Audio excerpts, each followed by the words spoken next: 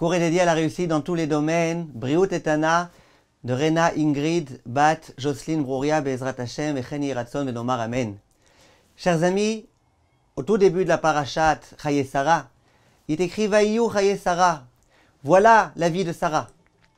Et Rachid sur place dit Kulam Shavim Letova. Toutes les années de Sarah, elles étaient toutes égales pour le bien.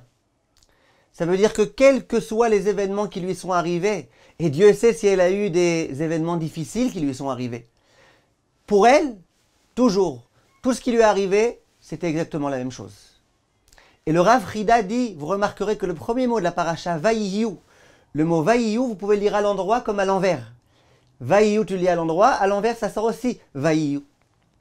Dit le Frida, ça vient nous montrer, par allusion évidemment, que même lorsque les choses n'allaient pas à l'endroit, même lorsque tout était à l'envers, c'était bizarre, ça ne marchait pas normalement, Sarah était capable, elle, de lire, de décoder la façon dont le monde fonctionne.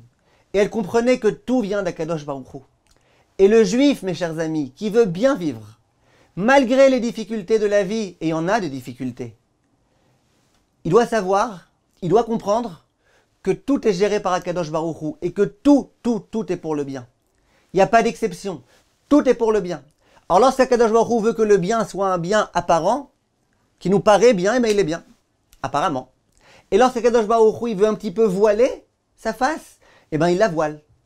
Mais lui est toujours présent. Il est toujours là. Le Rav Pinchas de Karis dit quelque chose de très joli.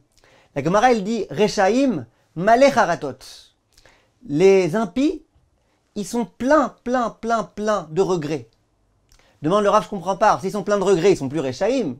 Imaginez quelqu'un, il profane le Shabbat, il fait n'importe quoi, il parle de façon interdite, il fait tout de façon interdite, mais après, il regrette.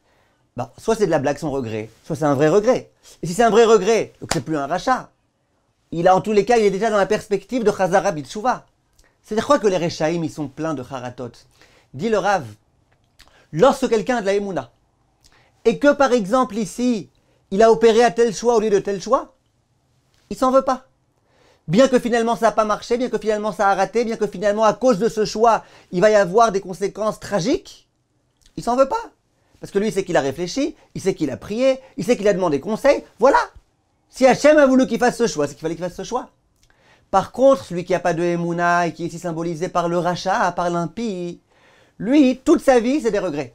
Pourquoi j'ai fait ci? Pourquoi j'ai fait ça? Si j'avais fait ceci à ce moment-là, ça aurait été mieux. Si j'avais commencé à faire ce travail il y a 15 ans, ça aurait été 10 fois mieux. Si au lieu d'écouter ma femme, j'avais écouté mon père, ça aurait été mieux. C'est ici, c'est ici, c'est ici, c'est ici.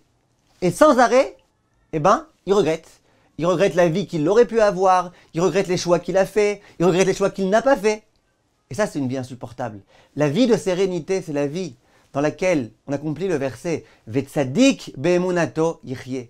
Le tzaddik, il vit avec la Emouna et dans la Emouna. Kol tov, mes chers amis.